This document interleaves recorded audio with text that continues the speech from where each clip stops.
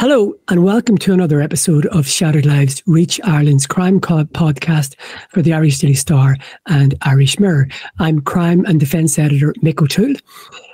Normally, Paul Healy would interrupt me now and say that he's the crime correspondent for both papers, but Paul's not here. He's on his holiday, as we told you last week. So I'm really delighted to have press ganged one of the news editors in Reach to act as co-host for the next couple of weeks for our episodes that we have here. And this one is The Week in Crime. So without any further delay, I'm delighted to introduce my news editor, one of my news editors in Reach, Eoghan Murphy. Hello, Eoghan.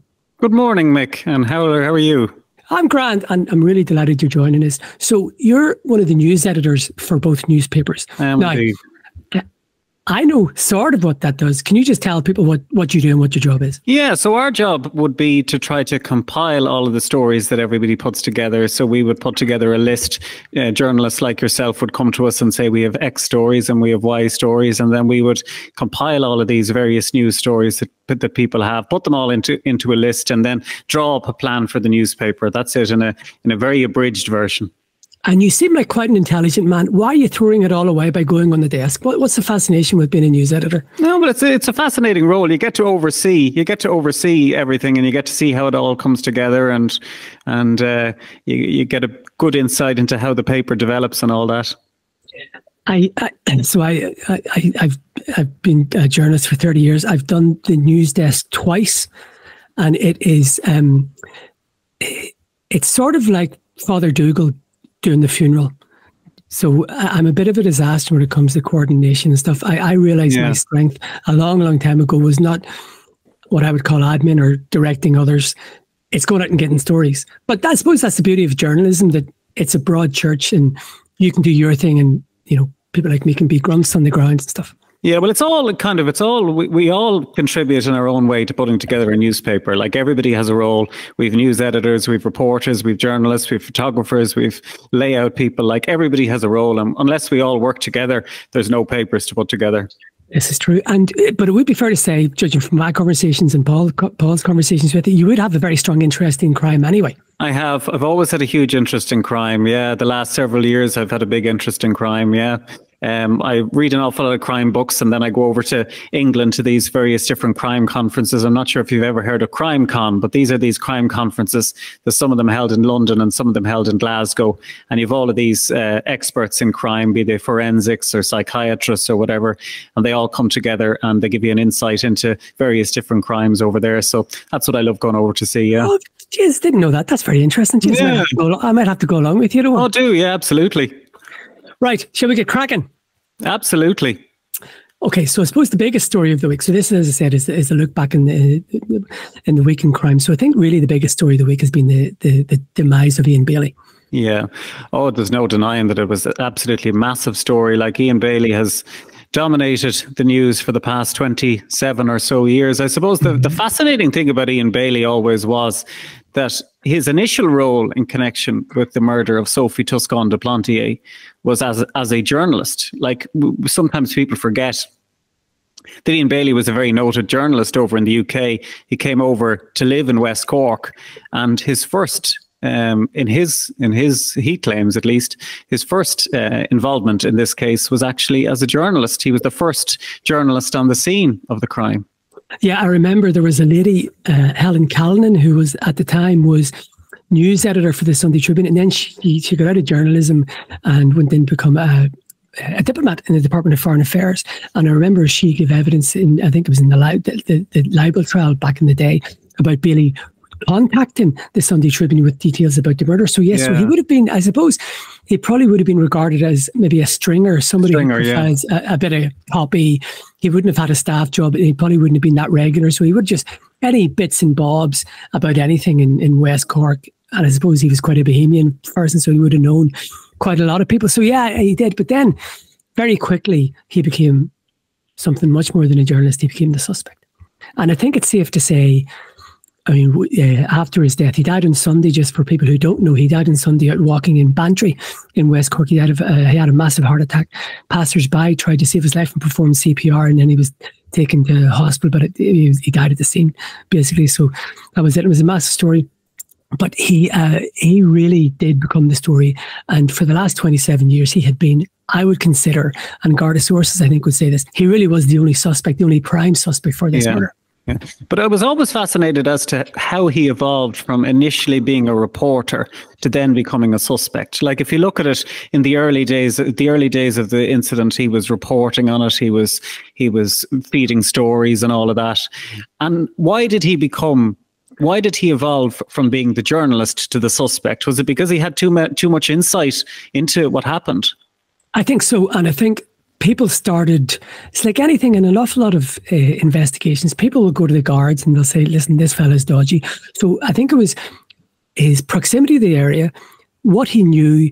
He was at the scene, when the area was being sealed off, and just people were uneasy about it. And there are various things. We know, for example, that he had cuts and scratches around the same time of the murder. It later emerged that he left his house, I think about 10 o'clock the night of the murder, and got back at about 9 a.m. the next morning. And he had cuts and bruises, and people started to have suspicions. And I think that's one of the main points, that it wasn't just guards going, I don't like this fella. People went to the guards and said, Ian Bailey's a fella you want to look at. And they started to build up a picture about it. Before we go any further, and I was just chatting to you off air about this, we're going to be talking an awful lot about Ian Bailey. Let's talk a bit about Sophie Troscon-de-Planty. She is the victim here. Let's not forget this. So she's a 38-year-old. She was from France, very well-known producer and filmmaker in France. And this house and Skull in West Cork was her haven. She used to go there every Christmas and various times through the year. In 2008, some of us obtained the post-mortem that was carried out on her. And just a bit of a trigger warning that is quite grim, but I think we should really tell people the death that she suffered. So I have the story that I wrote here. And I don't know if you know this one, but she suffered more than 60 individual injuries. And obviously she was beaten to death. She had a broken jaw, fractured skull, bruising to her back, and a broken hand. And Professor John Harbison, who was the state pathologist at the time, said that the hand injuries, he believed, were caused by her defending herself. So she literally fought for her life. But there were also, things like part of her gum, her lower gum, her lip, had become detached because of the violence that was meted out against her. And we do know that she was beaten to death with a blunt instrument, probably a brick, a bit of stone.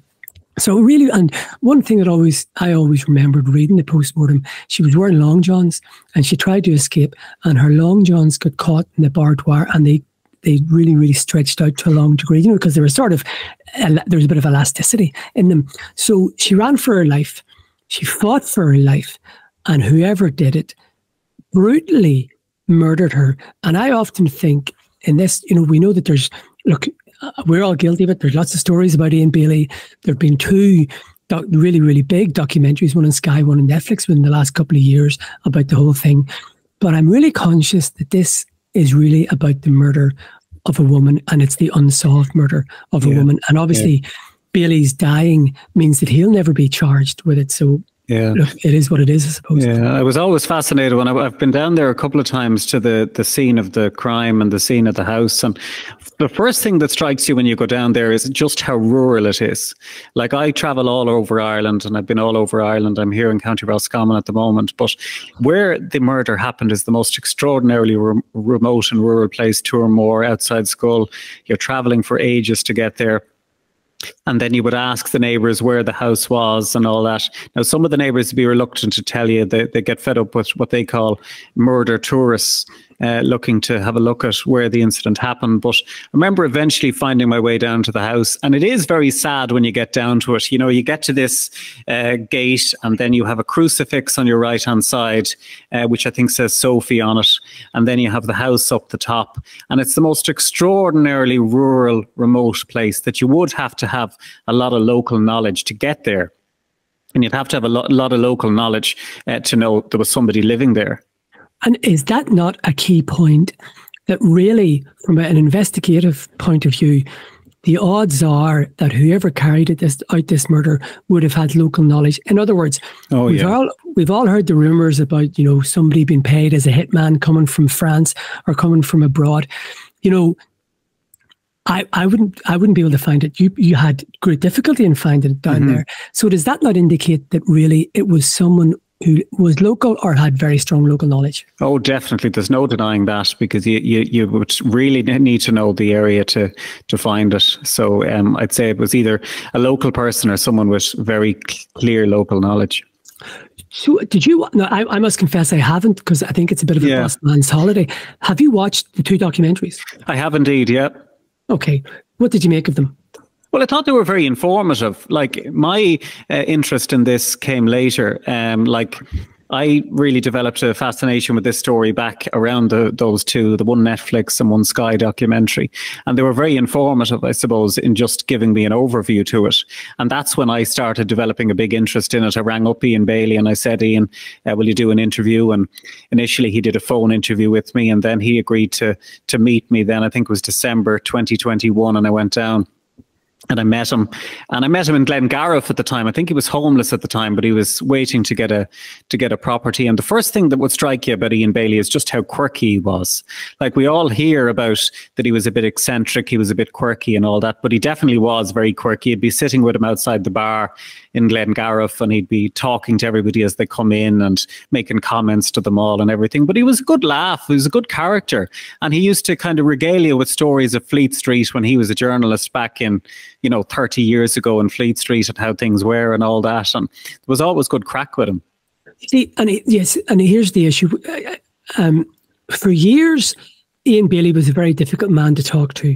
I can remember trying to contact him repeatedly, and he would hang up the phone. So that was at the height of him being a suspect and really being in the media glare. And he was really, really negative towards the media. That's no problem. That happens. But a couple of years ago, like, just as you were saying, he changed, and I think he really started to play on his notoriety, and I think he started to enjoy the role of being a bête noire. Do you think he did? Oh, he did. He definitely did. Like, I think his solicitor, Frank Buttimer, said it during the week that he became, instead of being reactive to stories, he was proactive. He'd be ringing you around the times of the anniversary. Do you want to do a piece? Do you want to do a piece? And he did definitely crave the limelight of it. Yeah, and he would follow. I'm sure he followed you. He followed me on Twitter. I set up,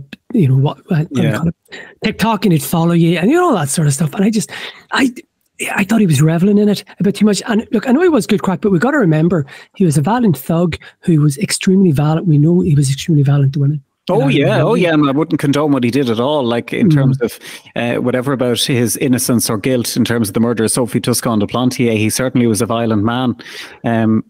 Do you haven't watched the shows? Okay, because look, when you're a crime reporter, you talk to people and they go, "Oh, he did it. He definitely did it. We just can't get the proof or whatever." What was your view of his guilt after watching the 2 documentaries? After watching the 2 documentaries, you see, it's one of those things that people want to be binary with this, and they want to say he's either guilty or he's either innocent. And like, I don't know whether he was guilty, and I don't know whether he was innocent. Like, if you look at it, you say he was twice arrested, as you know. He was twice arrested. I think that was kind of the early stages of 1997 and the few months after it. The file went off to the DPP on both occasions. The DPP came back and said, you don't have enough evidence to charge him. So it was interesting how that wasn't enough to kind of allay people's concerns that this was the murderer, that, he went through the legal system in Ireland. It didn't get any further than charge. As to whether or not I believe he was guilty or not, I don't know. I honestly don't. But I think a lot of people think he's guilty because there's nobody else in the frame. And I don't know if there's really a good reason to just say someone is guilty because there's no other suspect. Yeah. So say even things like some of the evidence was he would have allegedly confessed to the crime. I was looking at some of the statements that he made, and I'll put it this way. I think it would be a very strong defense that he could say, I was taking the piss. Everybody was calling me a murderer, so I decided to take the piss and go along with it. Talking to a young child, or I bashed her brains out, which is a horrible thing to say, but that sort of thing.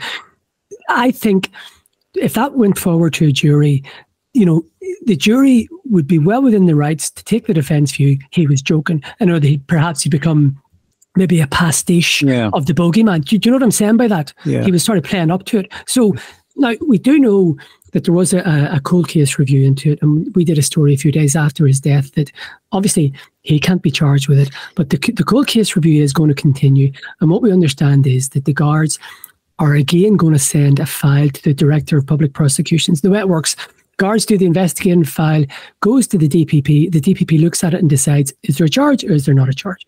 So my understanding is that there will be another file sent to the DPP, and the guards would be hopeful that the attitude of the DPP may have changed in relation to circumstantial evidence.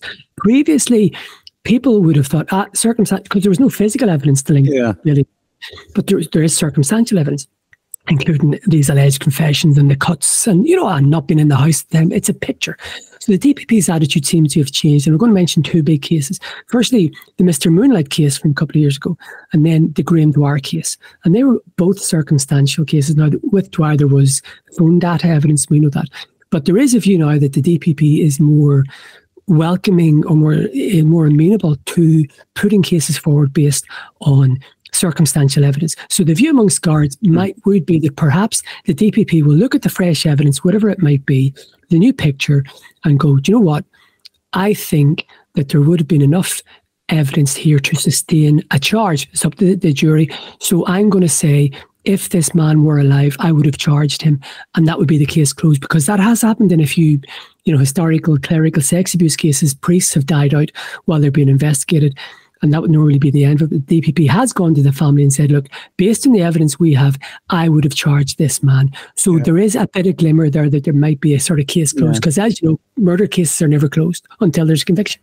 It's interesting, like when it comes to circumstantial evidence, like circumstantial evidence is sometimes, very strong in terms of trying to convict somebody, but you do need a lot of pieces of circumstantial evidence. It's not like you just need a confession, or you just need marks on his hands, or you just need no alibi. There has to be an awful lot of parts to circumstantial evidence to portray a picture. Is that picture really big enough for Ian Bailey? Like, I know we have confessions, number one. What have we got? Well, we have alleged confessions, which he says were dark humour.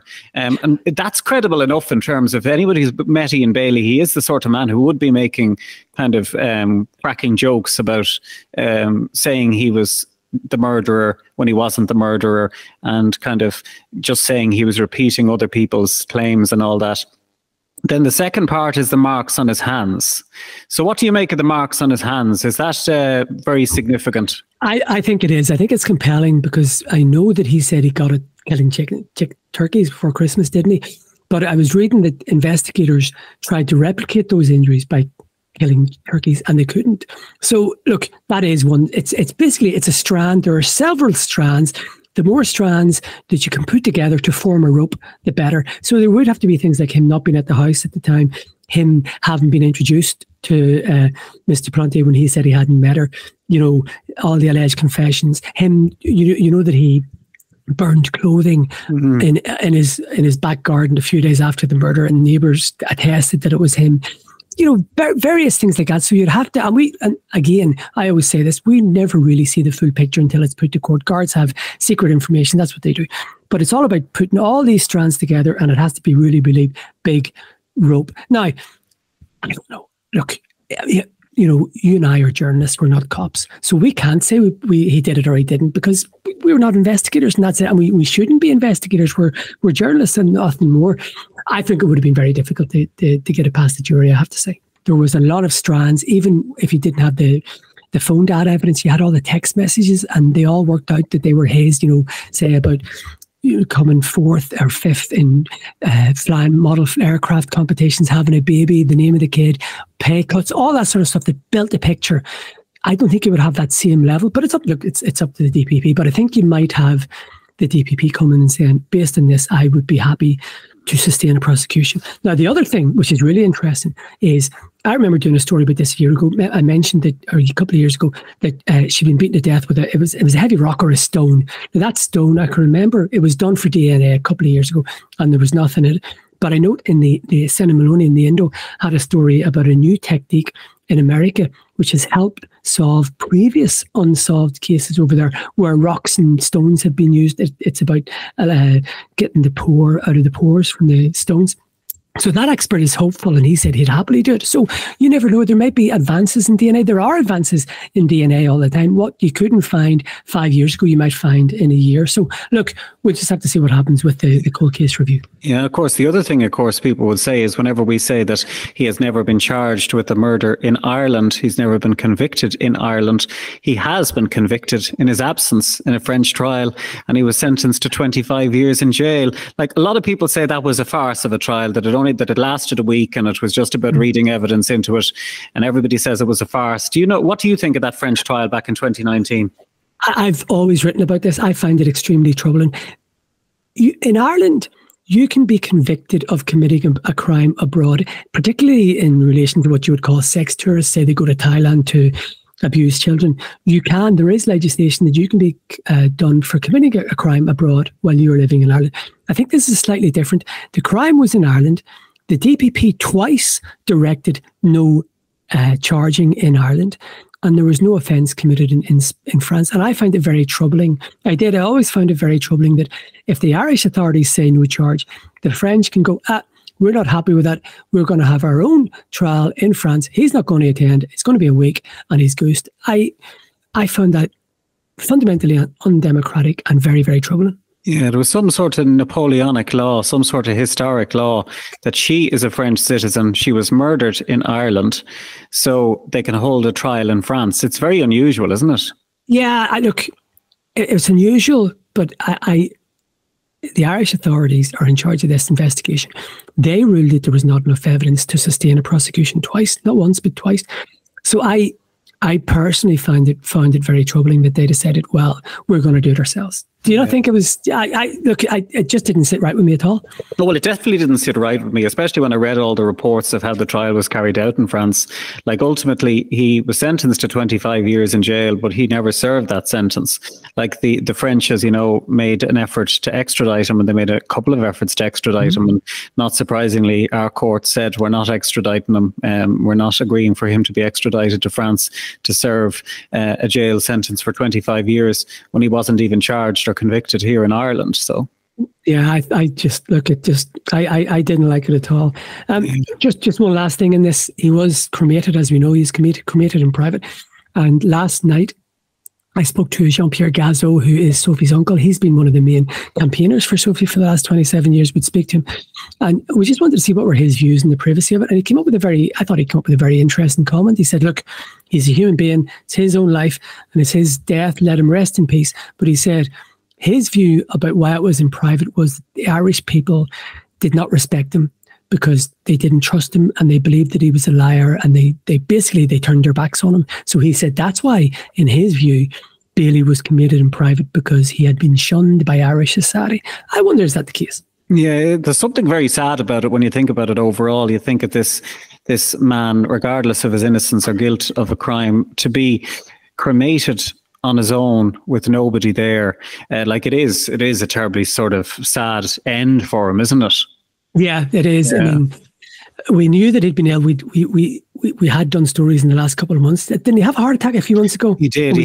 He had 3 heart attacks, I think it was, last year. I spoke to him I did an interview with him, I think it was last September, and it was very evident when I spoke to him that this was a man with slurred speech and speaking very, very slowly. And then I spoke to him then again kind of around December, so that's about a month ago, and we were talking about doing another interview, and I said I'd get back to him and all that.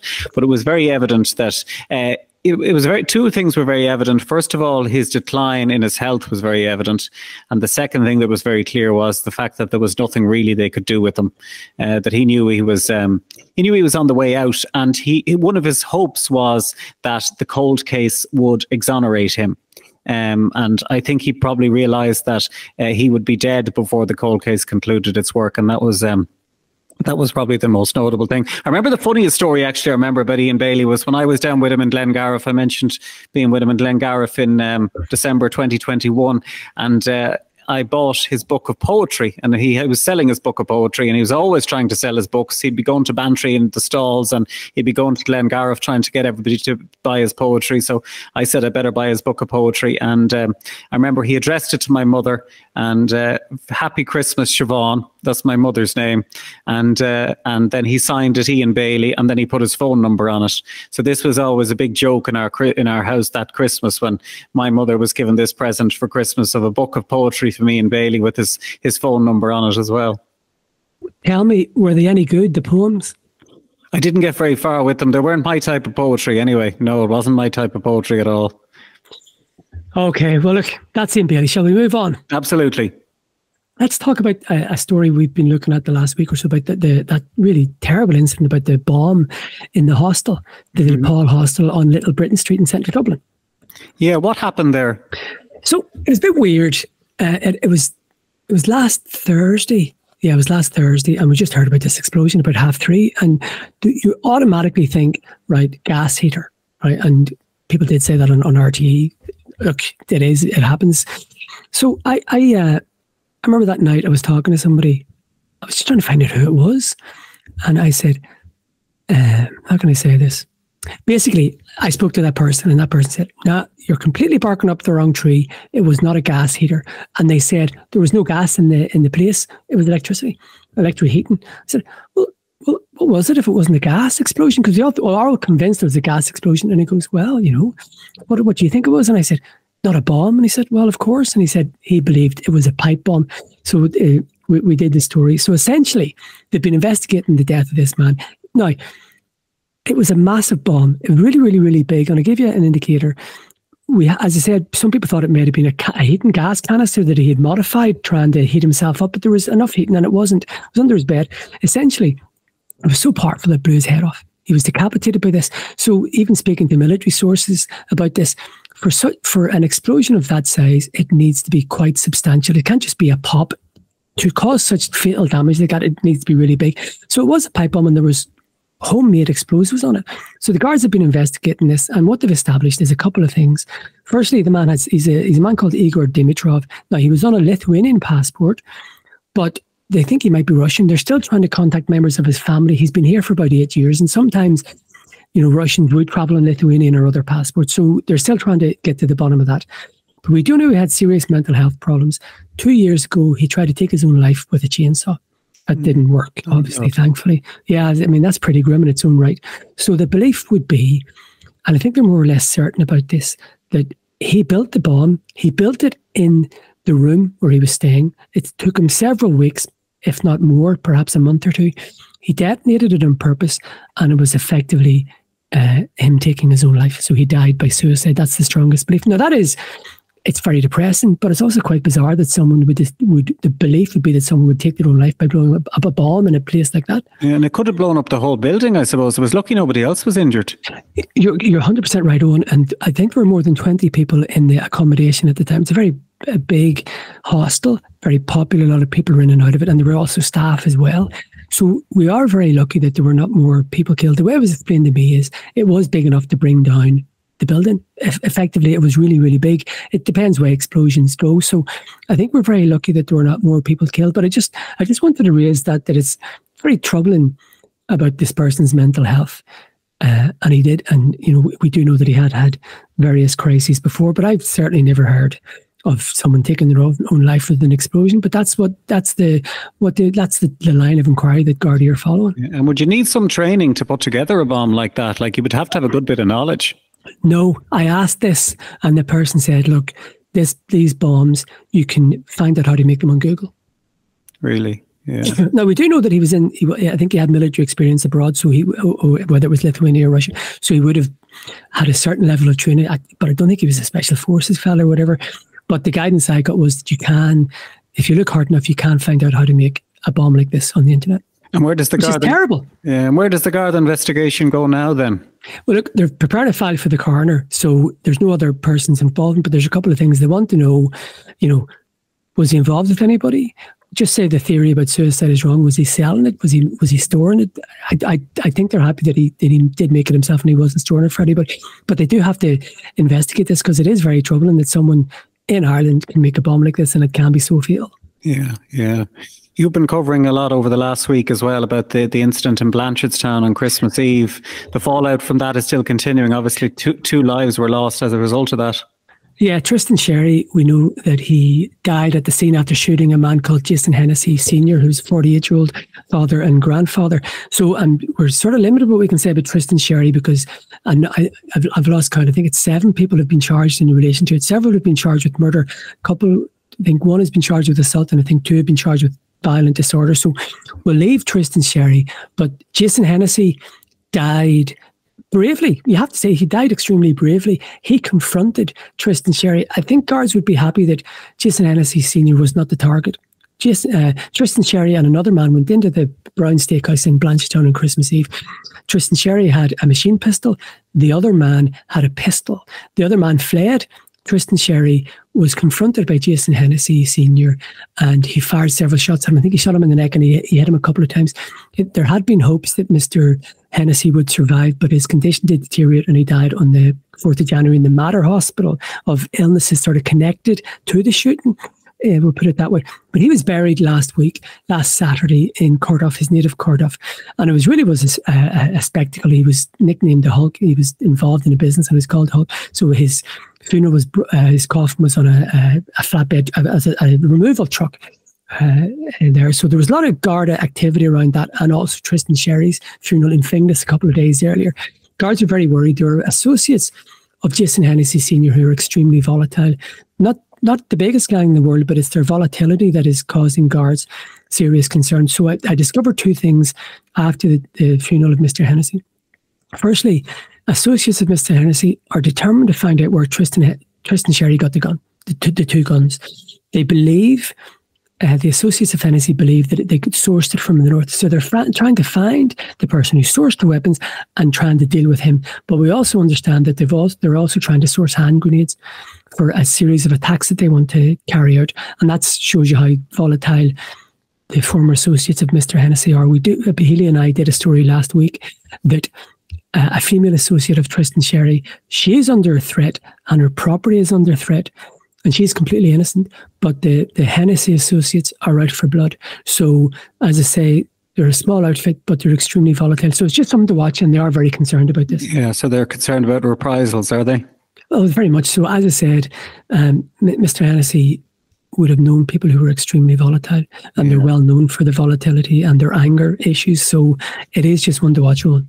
Yeah, I suppose you had a very interesting story today about this Garda, the Garda's career on the line for driving a force vehicle to respond to an armed incident. This one takes a bit of explaining, I think, for our listeners. Yes. So essentially, there are two levels of driving within the Guards. One is CBD 1 and one is CBD 2.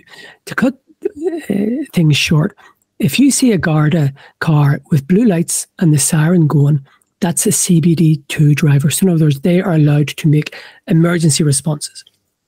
Go through traffic lights, speed, break the speed limits, everything.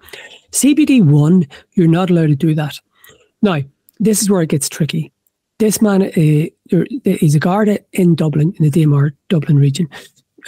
He's under investigation for alleged disciplinary breaches over a series of incidents in the 30th of April in Dublin last year.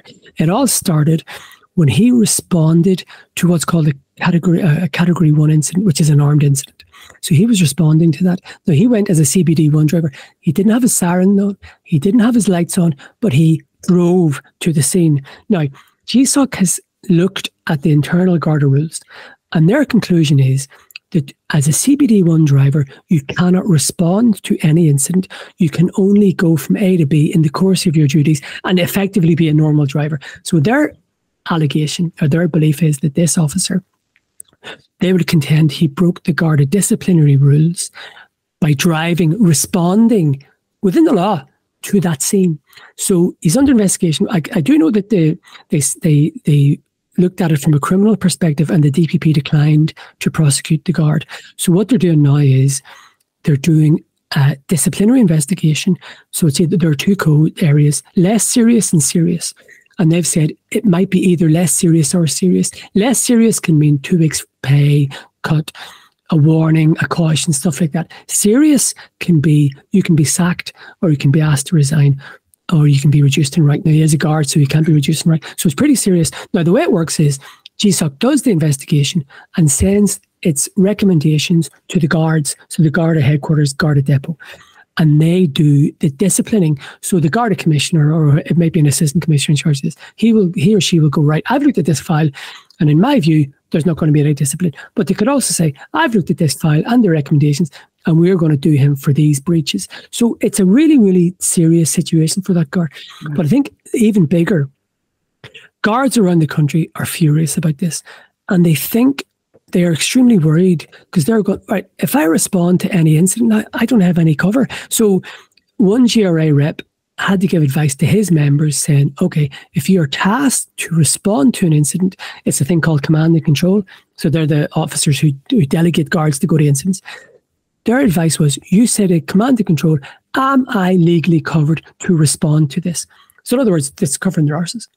And that's a really sad state of affairs, in my mind. Yeah, I suppose one of the worrying things for the Garda involved here is he faces probably a pretty long wait before GSOC does its adjudication. How long is that going to take? It's how long is a piece of string? I do know that there are some, now they're very, very serious. There are some GSOC investigations that are ongoing after 5 years. So can you imagine if you were, say there was an internal disciplinary thing and it lasted for 5 years and it was hanging over you? That's unacceptable. And that's one thing that is causing a lot of guards real angst. So this guard, it won't be 5 years. Look, if you're asking me from experience, it would probably be a year. But even that's quite a long time for this to be hanging over any guard. And basically, he doesn't know, is he going to get fined? Is he going to be cautioned? Is he going to be told you were fined, there's no problem? So it really is an intolerable position for him. But generally within the guards, it really was an earthquake this last couple of days when this has emerged, because guards are really, really worried that they're going to have faced the same problem if they, just say a Garda is being attacked. What do? Do you sit there? Do you respond? Or do you go, well, I'm not CBD2 qualified, so I'll have to wait until somebody else comes along? That's untenable. Yeah. And does this guard continue to work as normal, or do Gardaí continue to work as normally until GSOC adjudicates over it? Yeah. And, I'll put it this way. There are so many investigations that if every guard was suspended, there wouldn't be many guards about. There's an awful lot of GSOC investigations. So this officer will continue working. But I found one interesting point after we did this story today. Somebody was telling me that in England, there were so many of these cases by their GSOC, I think it's the IPSO, that there was legislation protecting police officers over there from discipline for driving their cars to incidents when they were whatever their CBD1 and CBD2 is. So the British are aware that here it hasn't happened. So you have these guards feeling extremely vulnerable and extremely exposed over this. Yeah. You had another nice story during the week, and a nicer story in terms of slightly more positive. This Crèche attack hero, Leanne Flynn Keogh, she's now out of hospital. This dates back to this incident in Parnell Square East back in November, doesn't it? Yeah, 23rd of November. Listeners will be aware of it because there was a massive riot in Dublin, millions of euro of damage caused after it. But people sort of forget the incident that was the precursor for this. Now, it's not cause and effect. It's people started rioting after this. It's nothing to do with the victims or the alleged aggressor. So we know that one man is charged in relation to this. So we won't go down that road. But Leanne Flynn Keogh was the creche worker. Now, there were 3 children were allegedly stabbed in this, and Miss Keogh was allegedly stabbed in this. Miss Keogh was in a really, really bad way in the Mater Hospital. She was in intensive care. She came out of intensive care about 2 weeks after the attack, so the start of November. But thankfully, it has now emerged that she left hospital just before Christmas. So it's a great Christmas present for her family and everybody else. But she really was a hero. It is fair to say that she put herself in harm's way to protect the children as young as 4 and 5 who were injured in that incident. So, look, we did a lot of sad news stories. I thought we might end on this positive. She's out of hospital and hopefully she can rebuild her life. Yeah, absolutely. Very nice story. Okay, so will we call it for a day? Absolutely. Did you enjoy that? I did indeed. Thank you very much. Will you come back to us? I will, of course. Absolutely. You and I are on the late shift now. Please don't give me too many stories, boss. Yeah, I won't. You're very good. All right. Thanks, Eoghan. Thank you.